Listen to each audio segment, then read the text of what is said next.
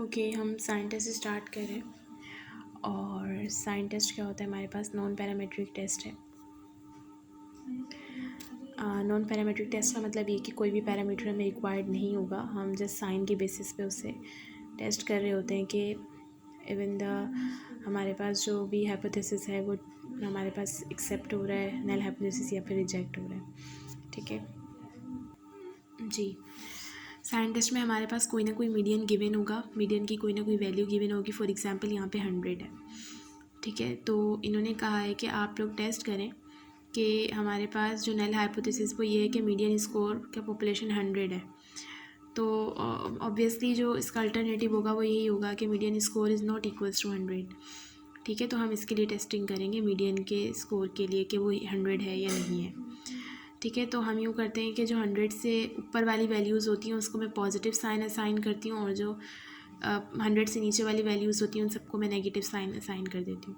और जो इसके इक्वल होती हैं उसको हम ज़ीरो कंसीडर करते हैं, और उसको हम जो टोटल नंबर ऑफ़ ऑब्जर्वेशन होते हैं ना उसमें भी काउंट नहीं करते। फिर मेरे पास टोटल नंबर ऑफ़ ऑब्जर्वेशन कम हो जाती हैं जब मैं इसको इक्वल्स टू 100 करते हैं हम। ठीक है, सबसे पहले जब हमारे पास क्वेश्चन आएगा हमने मीडियन की वैल्यू देखनी है, उससे बड़ी जितनी भी वैल्यू होगी उसको हमने पॉजिटिव साइन असाइन करना है और उससे छोटी वाली को नेगेटिव साइन असाइन करना है। यहाँ से हमने गिन के अपने पास साइड पे लिख लेना है कि कितने पॉजिटिव हैं कितने नेगेटिव हैं।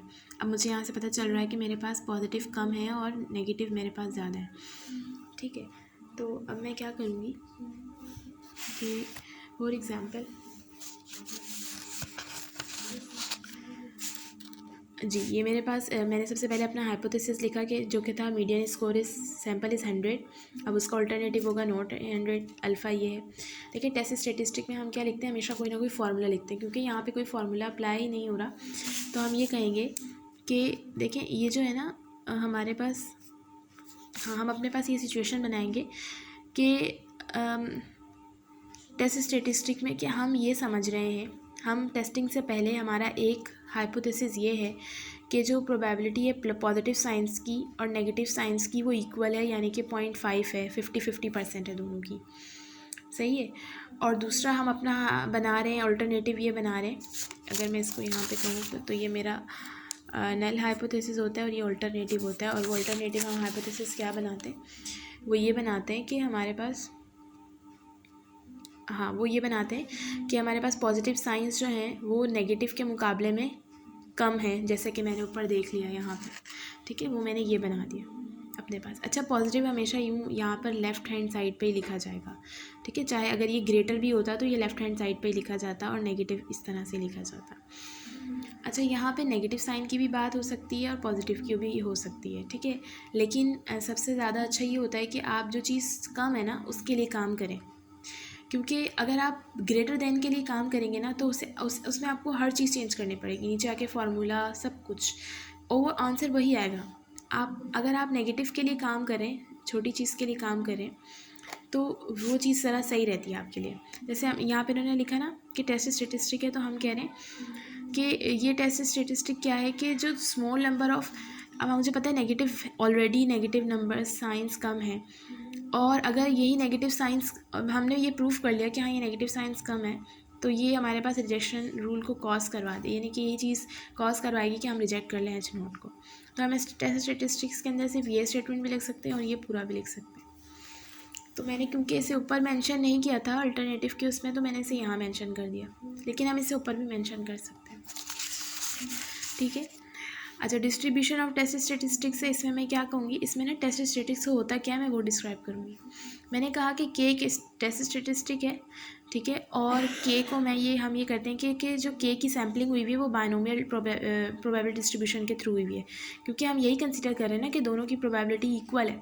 तो ये ऐसा कब होता है बायनोमियल डिस्ट्रीब्यूशन में, तो मैं ये चीज़ कंसिडर करूँगी। और इसके पैरामीटर कौन कौन से हैं, मैंने प्रोबेबिलिटी कंसिडर की हुई है 0.5, और with the h probability is 0.5 and n भी होगा, और साथ में नंबर ऑफ ऑब्जर्वेशन है कब, जब एच नोट ट्रू हो जाता है ना। एच नोट यही कहता है कि ये बायनोमियल डिस्ट्रीब्यूटेड है, तो कह रहे हैं कि हम के डिस्ट्रीब्यूशन के लिए काम कर रहे हैं अगर एच नोट ट्रू हो जाता है। और अभी हम नीचे देखेंगे कि हम पूरा बायनोमियल डिस्ट्रीब्यूशन ही अप्लाई कर रहे हैं इसके ऊपर।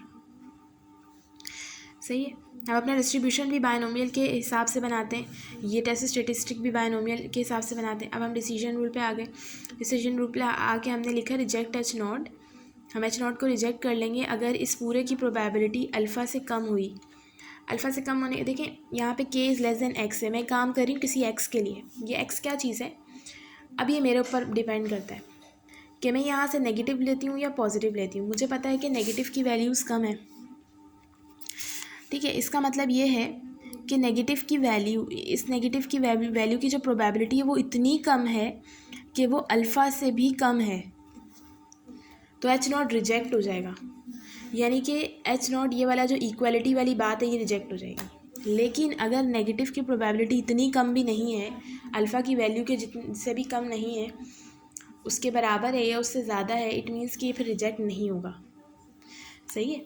तो यही चीज़ हम यहाँ पे प्रूव करने जा रहे हैं कि इन दोनों में डिफरेंस बहुत ज़्यादा है पॉजिटिव नेगेटिव में या नहीं है। मैं यहाँ पे कहूँगी कि probability of x is less then x. X मैं अपनी छोटी वैल्यू को बनाऊँगी जो कि मेरे पास क्या है, नेगेटिव का साइन है। तो मैं probability of x is less than is equals to x, x is n negative signs, number of negative signs, n total number of observation, और प्रोबेबिलिटी ऑफ नेगेटिव साइन जो कि हमने कंसीडर की हुई है 0.5। अगर वो अल्फ़ा से कम होगी तो हम इसे रिजेक्ट कर लेंगे। अगर मैं इस क्वेश्चन में काम ग्रेटर देन वाले साइन के लिए करती, पॉजिटिव के लिए करती, तो मुझे यहाँ पे सब कुछ चेंज करना पड़ता। इसे ग्रेटर देन करना पड़ता, फिर मेरे पास टेबल में ग्रेटर देन की वैल्यूज़ तो नहीं होती हमारे पास, तो टेबल में कम्यूटेटिव की वैल्यू है। कम्यूटेटिव मतलब less than is equals to की वैल्यूज़ हैं, तो मुझे 1 माइनस करके करना पड़ता है। ये अपनी ऑब्जर्वेशन भी चेंज करनी पड़ती। तो बेहतर यही है कि हम छोटे साइन के लिए काम करें। तो छोटा साइन क्या है, नेगेटिव। जब नेगेटिव साइन होगा हम सिंपल ये फार्मूला रखेंगे, probability of k is test statistic is less than is equals to x, x is a negative sign, number of negative sign. अब मुझे यहाँ से गिनना पड़ेगा कि नेगेटिव साइन, सॉरी उल्टा बोल दिया मैंने, ये एक्स है, ये पॉजिटिव साइन की बात हो रही है, ठीक है। पॉजिटिव साइन क्योंकि मेरे पास कम है ना, तो मैंने कहा कम की प्रोबेबिलिटी, ठीक है। तो प्रोबेबिलिटी ऑफ पॉजिटिव साइंस, अब मुझे पता है कि पॉजिटिव साइंस कितने मेरे पास 6 हैं और ये नेगेटिव 9। तो मैं यहाँ पे रखूँगी इसको, कैलकुलेशन के अंदर रखूँगी इस फॉर्मूले को। इसमें मेरे पास n 15 है, p 0.5 है, अल्फ़ा 0.05 है और x स्मॉल साइन है जो कि 6 है। तो मैं इस तरह से लिखूँगी 15 0.5। ये साइन कम्यूटेटिव का, अगर आप लोगों के पास बायनोमियल डिस्ट्रीब्यूशन की कम्यूटेटिव के ये वाले टेबल्स होंगे बायनोमियल डिस्ट्रीब्यूशन के, इसमें हमें जाना है n इज इक्वल्स टू 15 के ऊपर। ये मैं n इज इक्वल्स टू 15 पे चली गई, मुझे प्रोबेबिलिटी 0.50 पे जाना है, ये रही 0.50। फिर नेक्स्ट में मुझे देखना है कि x की वैल्यू क्या है, अभी हमने देखी थी 6, ये रही 6, ये रही 0.306, कि ये तमाम तर टेबल जो ये कम्यूटेटिव है लेस देन और इज इक्वल्स टू के लिए, तो हम आराम से इस फॉर्मूले में पुट कर सकते हैं। अगर जब ग्रेटर देन की बात आ जाएगी, वही बात है कि हमें 1 माइनस करके वो बहुत बड़ा झंझट हो जाएगा, ठीक है। तो हम सिंपली ये वैल्यू रखेंगे यहाँ पर, हाँ ये मैंने यहाँ पे रखी, ये रही, ये वैल्यू आ गई। अच्छा, अब क्योंकि ये वैल्यू जो है ये छोटी नहीं है, 0.05 से बड़ी है, तो हम रिजेक्ट, इस हाइपोथेसिस को फेल हो गए रिजेक्ट करने पर, तो हम इसे एक्सेप्ट कर लेंगे, ठीक है। हम क्या एक्सेप्ट करेंगे कि probability of positive is equals to probability of negative.